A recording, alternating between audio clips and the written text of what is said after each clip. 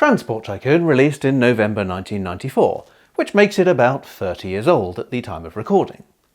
Which makes this physical copy 30 years old, and I'm not sure I'm entirely ready to cope with the idea of having artefacts which are that old that I can remember obtaining new. Transport Tycoon Deluxe and Roller Coaster Tycoon are one of the finest 1-2 punches in gaming, the software equivalent of turning over the Capitol recording of Shake Some Action and finding you've got Teenage Confidential on the other side. And there's a reference, and everyone's going to get that's universal, isn't it? But even today, almost any review of a new Transport game will end up drawing comparison to Transport Tycoon, and while in those 3 decades since there have been good Transport games, none of them have knocked Chris Sawyer's classic off its spot as the definitive, sending tiny trains and buses across a sprawling landscape map. But this is not Deluxe we're talking about. This is OG Transport Tycoon. This is the his and hers to Deluxe's different class. And that is a problem, because I want to talk about how great this game is. I want to talk about scale and detail, and the way that the more money you have, the less you're fighting money, and the more you're fighting the complexity of your own network. So the game always maintains a perfectly addictive level of challenge, and you yourself are the ultimate end boss of Transport Tycoon. But that's like trying to explain how hearing misshapes for the first time as a misshapen teenager felt by playing You Joyriders and going, yeah, sort of like that, but 20% better and a year later. Because every time I go looking for one of the systems which kept me playing this game in some variation for 3 decades, I end up going, oh, wow, this really got codified in Deluxe and it's kind of weird here. And hell, I am the last person who should talk about whether Transport Tycoon is any good. I am biased, right? I've known that I'm biased since I played this game in front of a friend circa 1999 going, look how clean and fresh this still looks. And he was like, nah, that's pretty dated and blocky. And I just couldn't see that. Like, there's a neural pathway for noticing pre-rendered sprites at higher resolution and 16-bit colour look better than this. And I've just not evolved far enough to have that. I am some missing link of isometric game criticism. And this is a game which is bound up in me. I look at those Simon Foster graphics and I'm reliving playing it as the first game I played on the computer I built at university. I'm reliving that brief period when we all thought roundabouts were the dream junction of the future. I'm remembering keeping myself sane during COVID lockdowns by drawing hundreds of tiny trains. Not sure sane is the right word there now. And I'm fondly recalling my first ever late night gaming session in 1994, playing this while consuming an unfeasibly long-lasting gobstopper I'd bought from a sweet shop just off Piccadilly Circus. I'm only talking to you now from this screen, because I cared enough about Transport Tycoon that I thought someone might like to hear about the process of constructing additional trains for it. And if that's not an example of scope drift, then I don't know what is. You know, hey, remember when Timberwolf used to care about video ideas and put effort into them? Those were good days, weren't they? So with all this in mind, I'm the worst person in the world to give you an impartial overview of a game which is an arbitrary number of years old, and yet, also because I am that person, I feel compelled to. Well, screw it. I've got a spare day. I'm going to stick the vlogging camera within easy reach. Imagine a world where you can walk into a random sweet shop in the West End without it being a money laundering front and just play Transport Tycoon. No open, no deluxe, no patch, just a straight up install from my original game disc. Yes, it's time to kick in the 7th guest level special effects and let them transport us back to a world that we can pretend is 1994. Got my tea. I would have had that in 94 as kind of a strange teenager. I have a fresh install of Transport Tycoon. I even have it set to FM synthesis, the way that it was back when I played it, because, you know, General MIDI sound cards not happening. And as those understated credits rolled, I did what is the most important part of any game of Transport Tycoon, figuring out what I was going to do.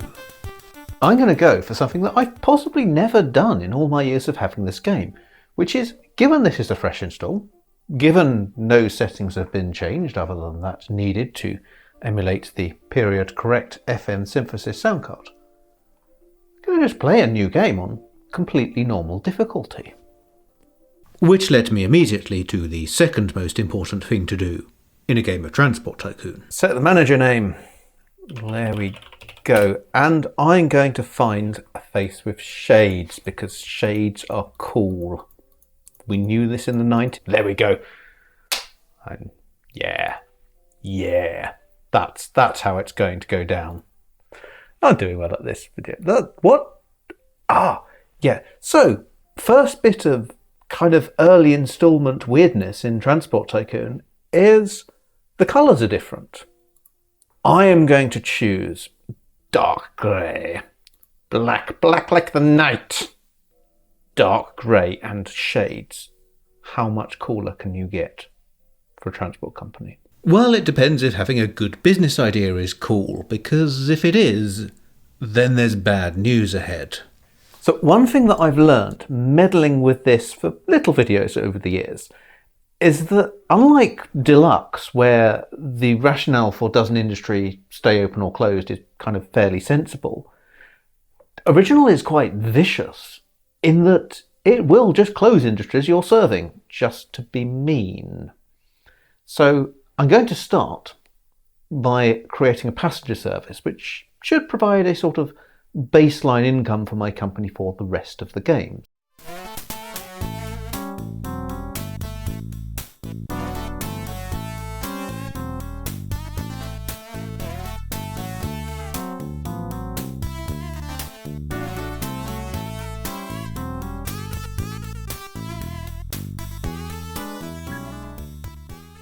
And while I've been setting up my very first railway line, the first AI has started, and it's good old-fashioned Transport Tycoon AI. Look at that, look at it.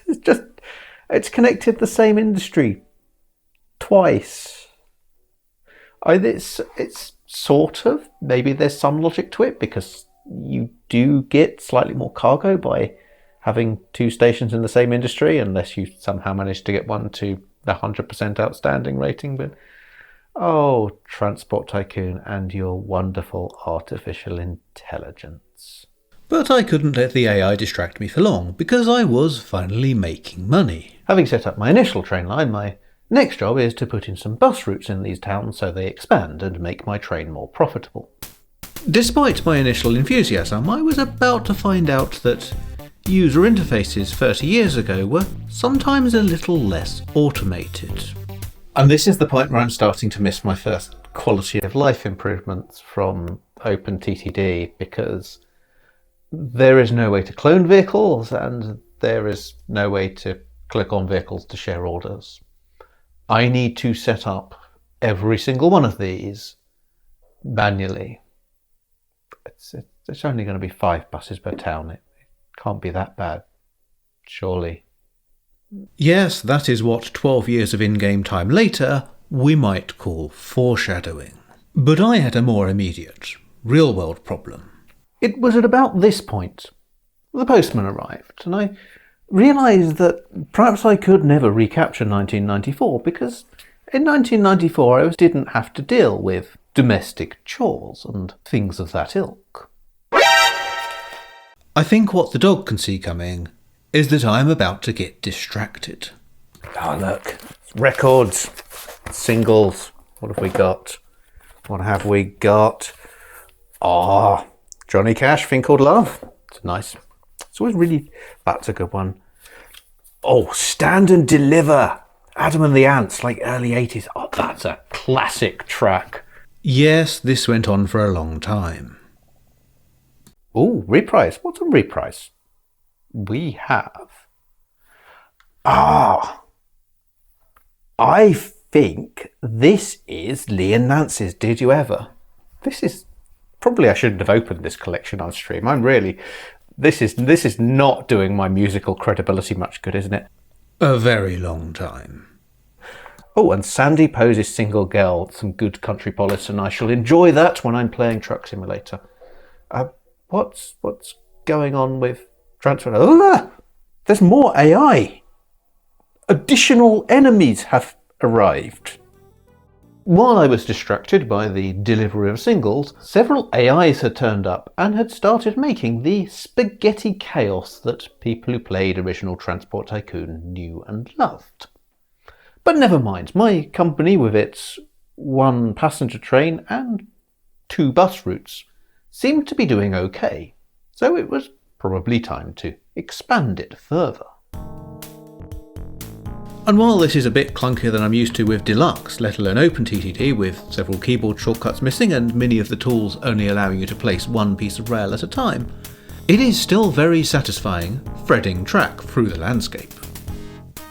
Although I do find myself very much missing the ability to set track on foundations on top of sloped tiles. And now for the bit that everybody loves about original Transport Tycoon.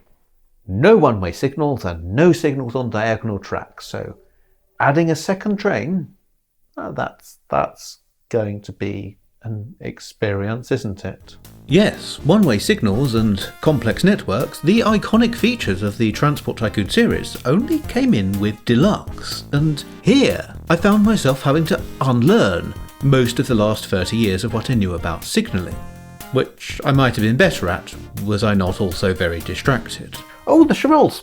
Will you love me tomorrow? That's a real classic bit of pop, that. Sadly, my money management was going about as well as my Discogs cred, with even an attempt to build a cheap bus route, running into financial problems. Having spent about 10 minutes waiting for enough money to build 1 bus, I think it might be a good idea to go and take a break for lunch and see if enough money builds up to actually do something about the terrible situation I put myself in. What was that I was saying about the main enemy in Transport Tycoon? Being yourself. Oh, it's November. We're prepared. We've got Slade. Merry Christmas, everyone. Well, it's everybody, isn't it? We used to hear that everywhere. Now it's like Wham and Mariah Carey. Bring back Slade. That's my campaign for this. Well, I eventually decided that between starting an unpopular campaign to bring back 70s Christmas singles and lunch was the better option. Back from lunch and once more wired for sound, I had a realisation about game mechanics. If I was playing OpenTTD, I would have probably made at least 5 enormous junctions and called a station Noddy Holder by now, but even here, even with me making a horrific mess of the early game, I can see the core gameplay loop which has kept me going all these years, which is that you build something and you wait for the money to come in and it takes a while for that, and you go, oh, but if I build that, I will earn slightly more money and the next thing can be slightly grander, and then I can build something even grander, and then I can connect the 2 grand things together, and it just keeps going and sustains you for, well, in my case, decades upon decades. What was not sustaining me was my rather pathetic income, so I decided to fix that by adding an industrial route, which all went well enough. Except I forgot that I wasn't playing Transport Tycoon Deluxe. Because that in Transport Tycoon Deluxe is a steel mill. But in regular, it's a coal mine. I've connected an iron ore mine to a coal mine. Let's go see if I can rescue this. Yeah, so that's a recoverable mistake, but it's gonna take me a while to build up enough money to recover from it. So I guess those singles. I mean, I may as well. But soon I had consoled myself with a few plays of Single Girl, and the finances were ready to make that long-distance connection.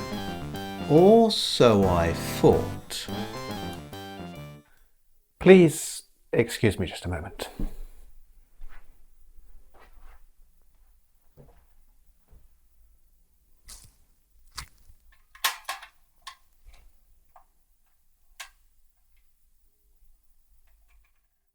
Much more tea and soothing music later, there was finally enough money to connect those loose ends and buy a train to run on the rather longer than expected route. But far from being frustrated by this, I was pleased by the feeling of having done something big. This is one of those things that I think Transport Tycoon just got so right, and other games seem to struggle with, especially in the 3D era, is that sense of scale. That what I've just built feels like a big railway line. Okay, it took a lot of soothing country music to get there, but it feels like you're actually connecting a decently worthwhile amount of towns and industries. Some of the 3D games where you get maybe 5 towns on a map, you're like, yeah, that's it, I've connected them now. Whereas Transport Tycoon always had this feeling that even back here with what you'd now call a 256 by 256, still feels like a decent challenge. Like there's a lot of stuff here that it's going to take a while to connect, and the railway lines really feel like proper long country spanning railway lines, not a sort of tiny toy model railway. And that scale meant I could now enjoy one of the best parts of Transport Tycoon: watching a train on a long route get to its destination so I can see just how much money it's going to make. Now, the nice thing about this is because I've built such a long route that's gone past so many industries, I can use it to connect all of them. This flurry of upgrading track to what passes for double track in original Transport Tycoon and connecting new industries went well. Up until I realised I needed to buy several trains, with just £71 in my bank account.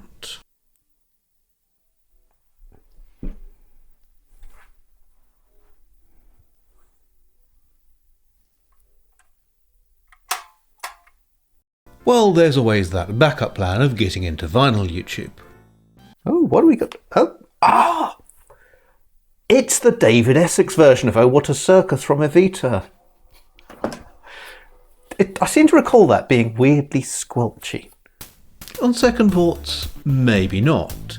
However, by this point my network was developed enough that money was rolling in, and I soon had proof you don't need one-way signals to create a satisfying level of complexity. You may have noticed the game clock had moved on quite a bit for me saying soon.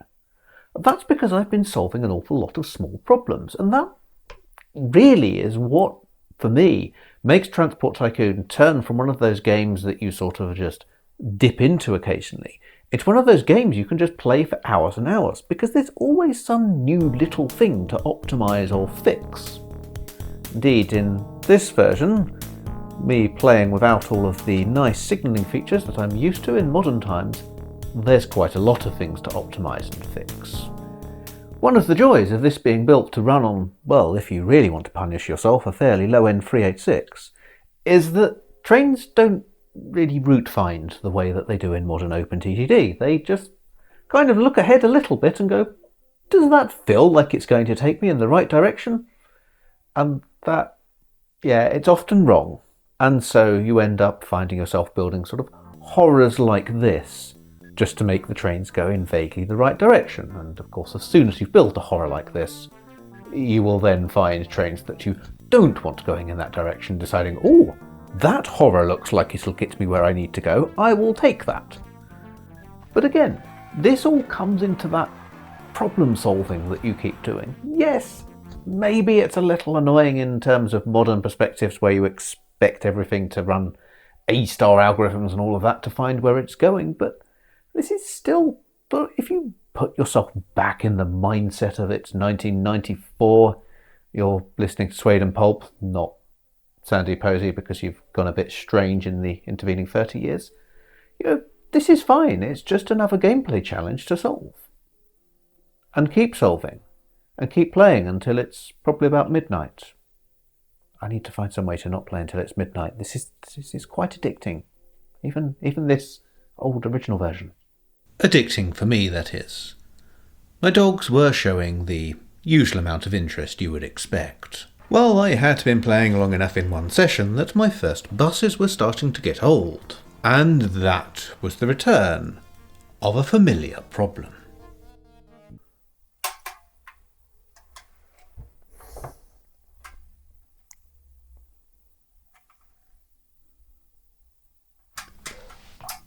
I think at this point, we call that a valid gameplay strategy.